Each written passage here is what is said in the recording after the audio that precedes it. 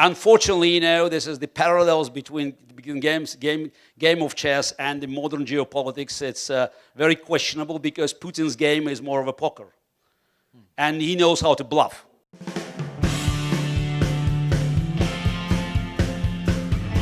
This is not just the anniversary of the Berlin Wall's collapse. It's also the anniversary of your World Chess Championship. I had this day to celebrate 4 years before collapse of Berlin Wall.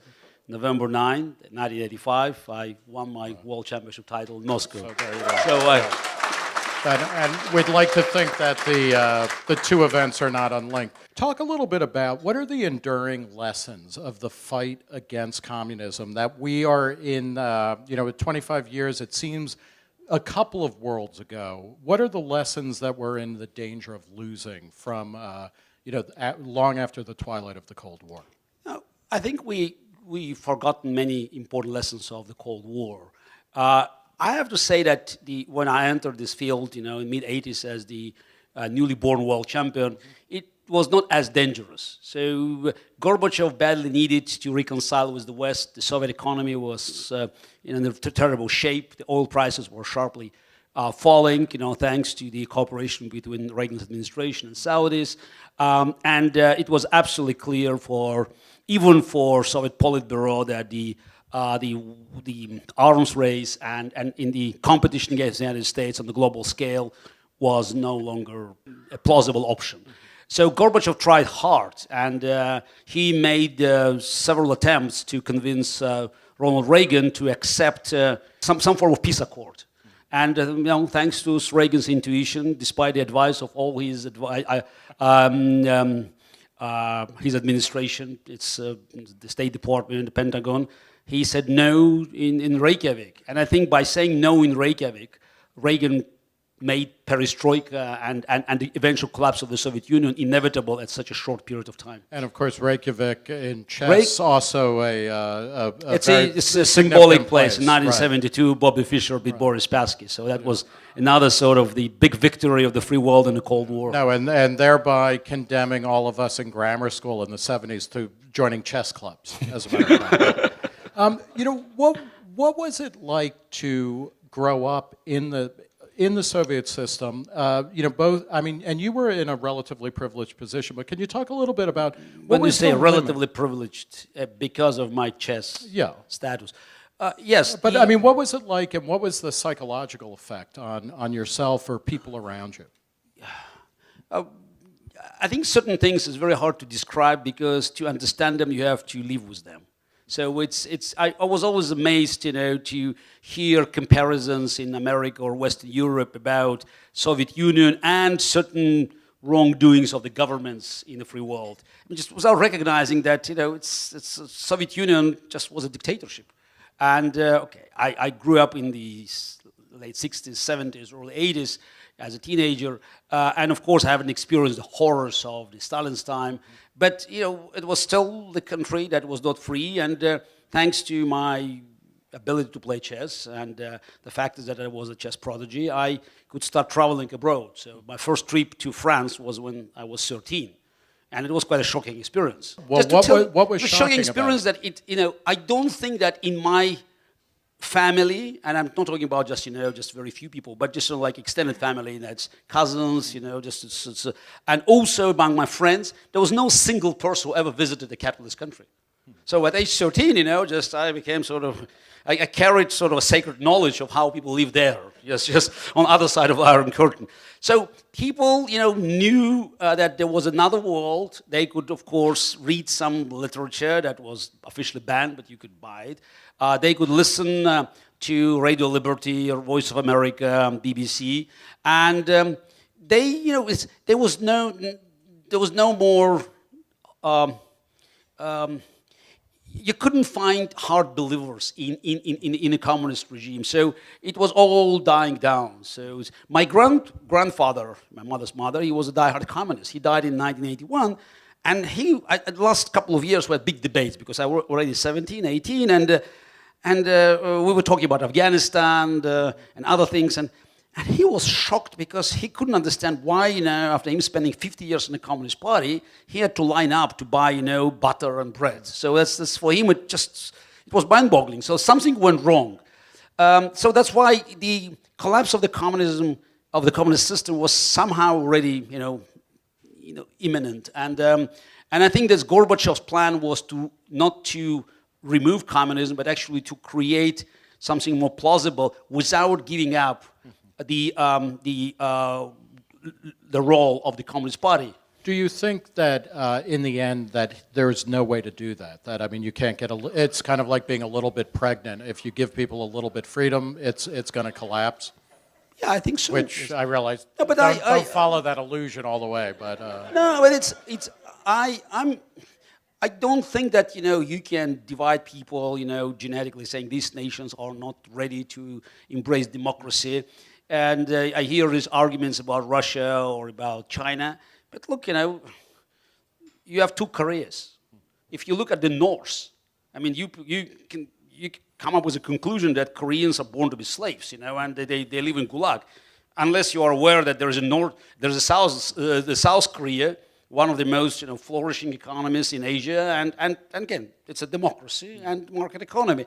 So and also in China, you have China on one side, but you have Taiwan. So it's a rocky island with the same people. And I'm not even mentioning two Germanys. So I think that people have the same aspirations. They want to be successful. They want their kids to have good education. They want to spend some money, to have vacation in a decent place. The moment they're given this opportunity, I don't think you can force them back to the communist stable. Well, as Tom was bringing up, you've been very forward and very courageous in speaking out against Putin and other forms of dictatorship, creeping fascism, corporatism. You're very critical of the West's engagement with countries with Putin, with China. What do you think is wrong about the way that the West? You've written that we're willing to trade with them, but we don't draw a line when they obviate civil liberties, when they continue to act repressively. How should we be engaging them? Those of us in the free world. It's a long story, but since today we are talking about the Berlin Wall, so we have to go back to the 1989, 1990, 91. And it was a great moment in history. So everybody was a lot younger. Don't mention that. So we believe that it was all over. If in August 1991, anybody could say in Moscow or outside of Soviet Union, that 9 years later, the KGB lieutenant colonel would be the president of Russia, I think this person would people would be laughing. So it was really impossible to believe that, after all these changes, we can go back. But I think the results of the collapse of the Soviet Union, they were probably misread. Both inside former Soviet Union and also outside. So in 1992, one of the bestsellers was The End of History by Francis Fukuyama. The end of history, the liberal democracy has won, that's it. And I think, this book ignored the fact that, that's every generation, has to fight its own Berlin Wall. As Ronald Reagan said, the freedom is always one generation away from extinction. So there's no physical Berlin Wall, but there are walls. Right. And the problem of the Soviet Union specifically, that unlike Germany, or Nazi Germany or Imperial Japan, there was no process of sort of cleansing process. Right. So the society couldn't feel responsibility for the communist crimes. Mm-hmm. So for the Russians was okay, that's over, and same as in 1918, in Germany. We lost the war, but maybe somebody betrayed us. And, it's while we had some good moments in the 90s under Yeltsin, but you could feel even in the 90s that the building or trying to build, the system similar to the free world, so with parliament, with presidential power, with checks and balances, with independent court system, they failed. Because Russian people believe that all they needed is just to have this the voting procedure, And if we implement that, it will immediately lead to the dramatic improvement in living standards. So irony is that nobody could see an improvement in the 90s, or okay, majority couldn't see it. While when Putin took over, thanks to the high oil prices, suddenly life improved. Right. And in the mind, it's a very odd connection. Yeah. But in the minds of many ordinary people, wow, that's a democracy. Yeah. So that's because we feel some improvement. And then they feel loyalty to Putin rather than to democratic institutions or market Absolutely. institutions. Again, how much of the problem with Russia is specifically a problem with Putin? You've written, that distinct from the Soviet Union, it is about him. He's building a cult of personality, or where the state revolves around him. You wrote about the Sochi Olympics, that it was a glorification of him, similar to the way the Berlin Olympics yes. were. So if Putin is gone, does the trouble go away from within Russia, or what needs to happen within the country? Look, if dictator goes away, I mean, it doesn't happen through the normal, election process. So that's why you can expect a turmoil. Yeah. So most likely uprising in Moscow, in the capital. It will not end up, with very peaceful resolution. So, because political opposition has been destroyed, and I don't think you can have anything worse than Putin. I mean, just all these threats that Putin is the last sort of line of defense, and if not Putin, no, Putin is the main problem. Mm-hmm. Putin is a paranoid, aging dictator who believes he is Russia, same way Hitler believed he was Germany, mm-hmm. and it's not surprising that now Kremlin propaganda has been repeating sort of the classical formula. Hitler is Germany, Germany is Hitler. Now Putin is Russia, Russia is Putin. It's extremely dangerous because for him, his own collapse means the collapse of the country. And unlike Hitler, he has his finger on the nuclear button. He's by far more dangerous threat to the world peace because Russia today is not as old Soviet Union or not modern China. It's not ideological dictatorship with Politburo, Central Committee of the Communist Party. It's one-man dictatorship. It means that this man, if he believes he is the country, he can do whatever. So how should the West, or the free world, the OECD countries, NATO, the US, what should they be doing differently in dealing with Putin? Because, I mean, you're not talking about military engagement, but you have written a lot about economic engagement and other types of trade policy and things like that. What are good ways to to kind of bring Putin to heel? Look, this problem is not. We have been facing this problem for quite a while, and there's so many mistakes that have been made, and those mistakes created an impression for Putin and his cronies, and also some of his clients like Assad and others in the world, Iranian Ayatollahs, that the West is weak. The West is not willing to get engaged. So the West will give them anything they want. So before we talk about, the right strategy, what the free world, what the leaders of the free world must do, I mean, let's start talking about what they must not do. I mean, you cannot project weakness.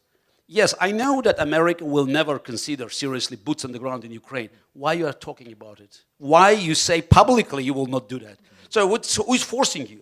Yes, and I could start you giving many examples where just, they violate the simplest rules of negotiations. Now the secret letter from Obama to Ayatollahs, without mentioning the fact that, it's an insult for the Sunni allies. And it's the first time that the United States and the free world had a great chance of creating a Sunni coalition to stop Sunnis terror.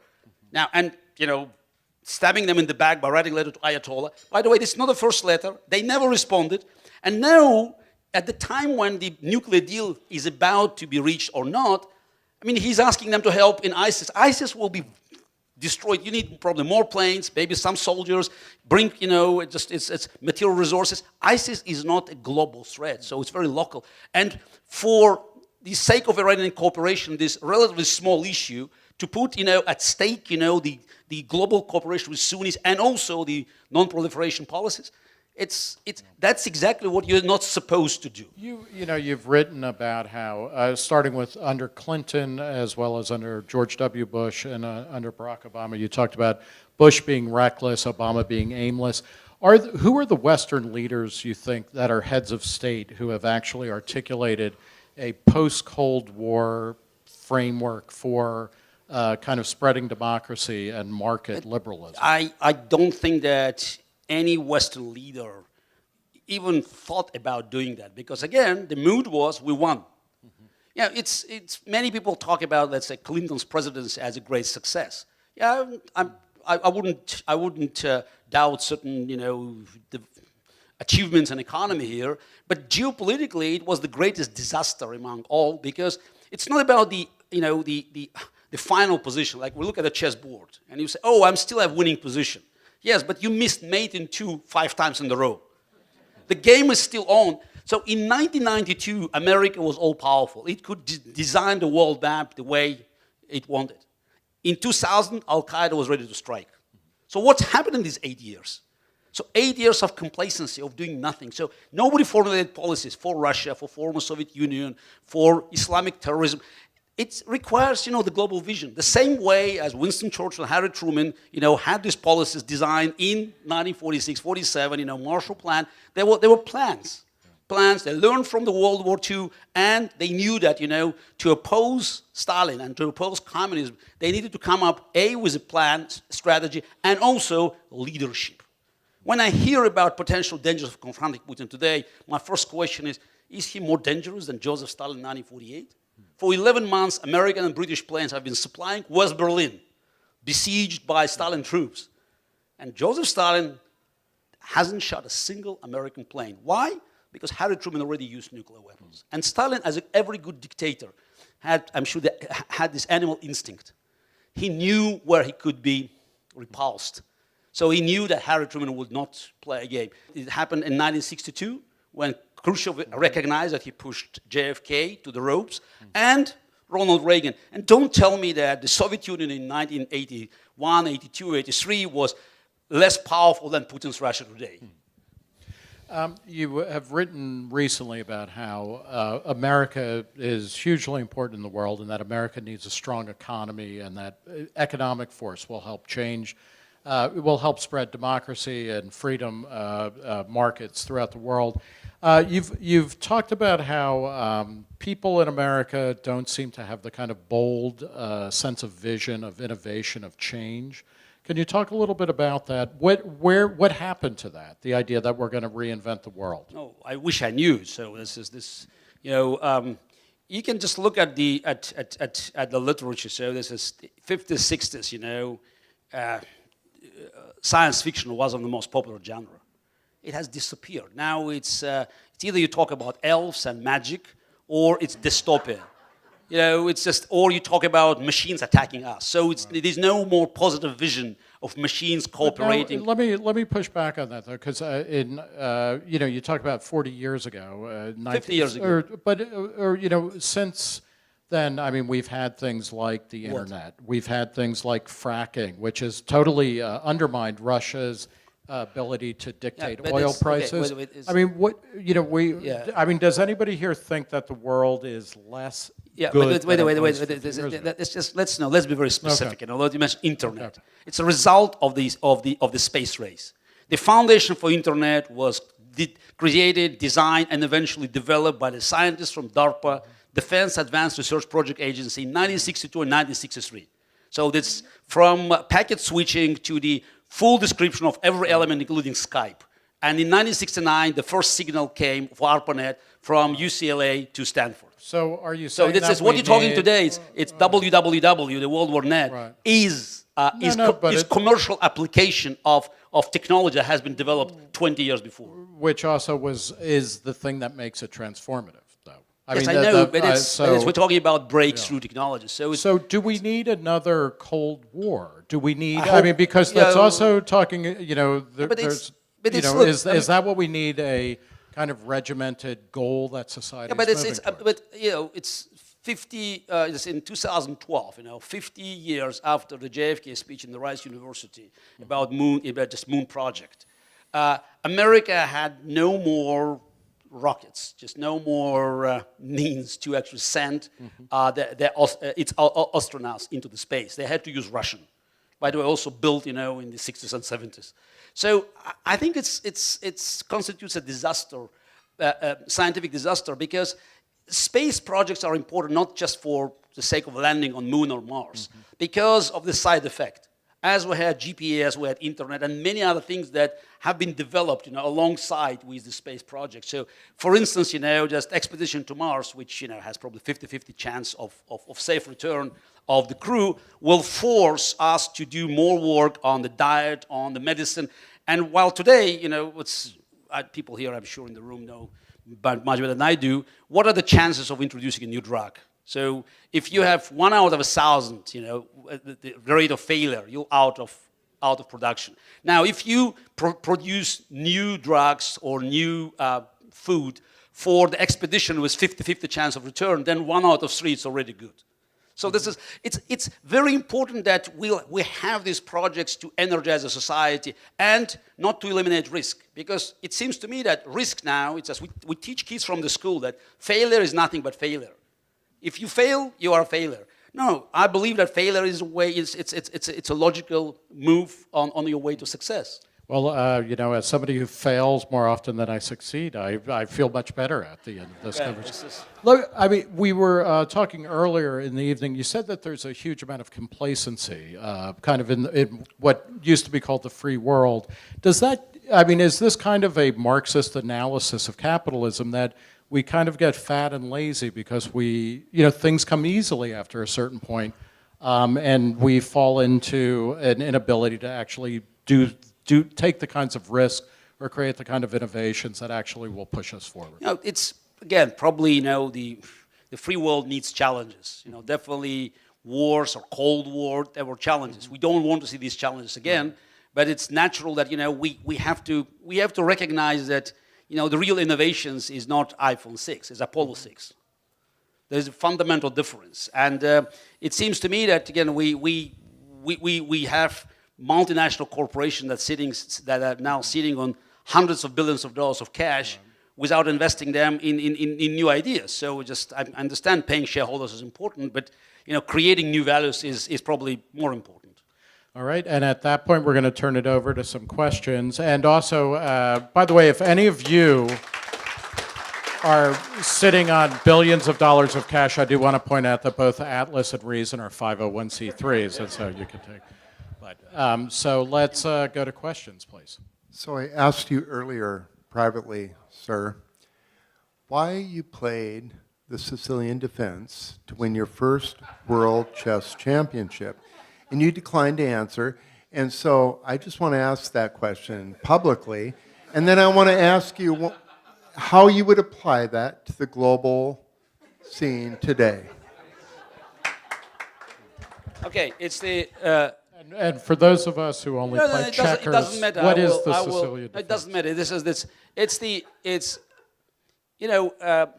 It was a game that, I was leading 12-11. Karpov had to win the game. He played with white, he started the game, to retain the title. So I could be happy with a draw. Now the question is why I played very sharp opening instead of trying to play very defensive. Now, the answer is very simple. When you reach the climax of any battle, you'd better be in the situation that fits your nature. So I was much more comfortable in sharp position. It doesn't matter. We play a game, and I could win, I could lose, it could be a draw, but I'm comfortable. And my calculation was right because at the crucial moment of the game, Karpov had to push, had to make a sacrifice, but it was against his nature. He tried to improve his position, he wasted time, and eventually I could, create a powerful counterattack. So same, in politics, you have to play the game that fits your strengths. So, and again, there's so many arguments, there's so many trump cards in the hands of the free world, and you have to start using them. So what game did you play? I played the game of chess, yes. Unfortunately, this is the parallels between game of chess and the modern geopolitics. It's very questionable because Putin's game is more of a poker, and he knows how to bluff, and that's poker. And he normally has a very weak hand. I would say pair of 9, but he bluffs, and he knows that his opposition always try to fold out the cards. So once I said that if Putin has this, pair of whatever, 8, 9, or 10, and he acts as if he has a flash royale.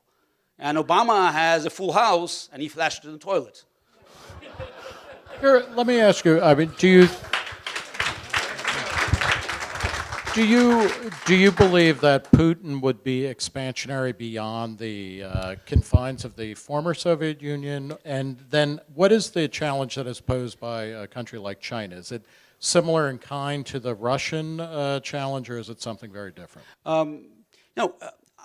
I think that the nature of Putin's challenge today is very much domestic. He has a fundamental problem of finding the rationale for staying in power. He's in power for 15 years. And every dictator who is not relying on democratic institutions must come up with a story, a myth, an idea. Why the hell you're there? So this is, for many young Russians, it's a question. So economy doesn't offer any more excuses. So to the contrary, it all goes down. So Russian middle class that used to see gradual improvements in the living standards, and it's all in money, in perks, in ability to travel around. So communications. Suddenly they just recognize that it all could, disappear.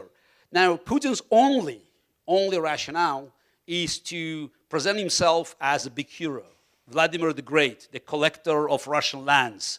So Putin, the man who is restoring the Russian Empire. Again, for him, it's the main audience is inside the country. The propaganda, and I could still hear it by listening to Russian television or just reading the press. It's worse than Dr. Goebbels. It's oral. It's war is peace, slavery is freedom, 24/7. It's anti-American, and they keep talking about horrible things as even using nuclear weapons. Even Putin himself, at his latest speech, praised Nikita Khrushchev for making these threats. It's almost quote unquote when he said that Khrushchev, he acted like a crazy man, banging with his shoe at the United Nations, but everybody respected him because they knew he was crazy, and they were afraid that he would throw nuclear missiles at them. That's literally quote unquote. Now, combine it with his clear statement that all the borders of the former Soviet Union, so they are in question. So that's why, he believes that Russia was in its right to challenge Ukrainian borders and others as well. Now, the question is whether he could attack Estonia and Latvia, the members of NATO, Article 5. My answer is he might do that because he doesn't have to start open invasion. He could provoke violence in the Russian enclaves in Estonia or in Latvia, and then you could see some volunteers crossing the border. At the end of the day, it's not about invading Latvia and Estonia. It's all about undermining NATO. Obama had a big speech in Tallinn, claiming that the United States would be behind Estonia. Nice. Next day, Russian intelligence kidnapped an Estonian officer from Estonian territory, dragged him into Russia. He's now in a Russian jail, awaiting for a trial for espionage. Next day. Why? Just to show that no protection. So it's all about undermining Western institutions and NATO and demonstrating that the United States is a paper tiger, it's an empty shell.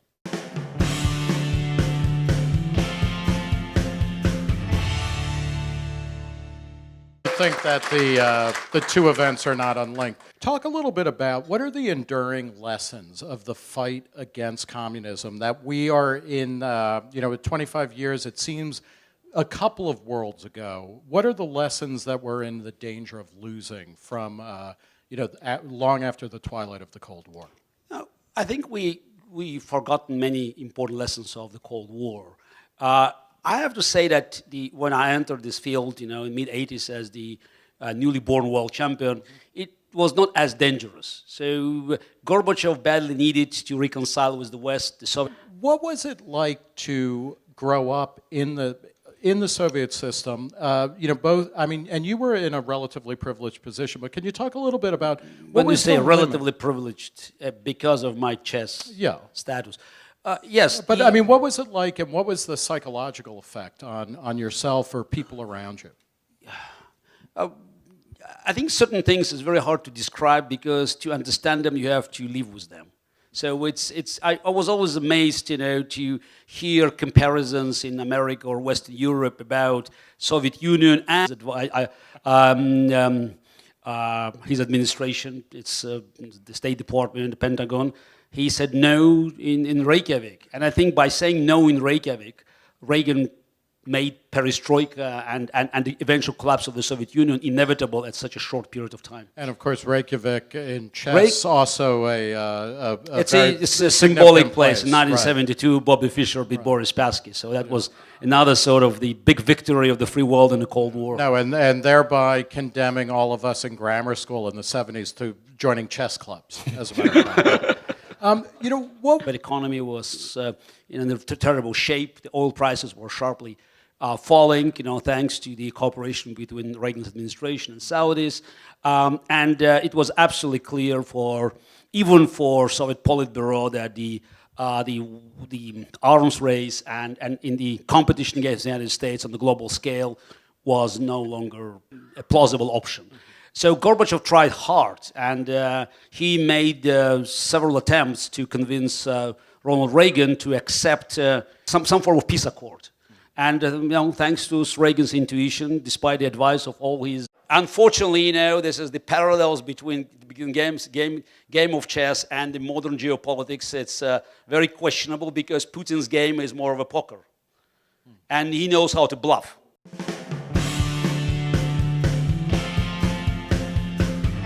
This is not just the anniversary of the Berlin Wall's collapse. It's also the anniversary of your World Chess Championship. I had this day to celebrate 4 years before collapse of Berlin Wall. November 9, 1985, I won my World Championship title in Moscow. And we'd like to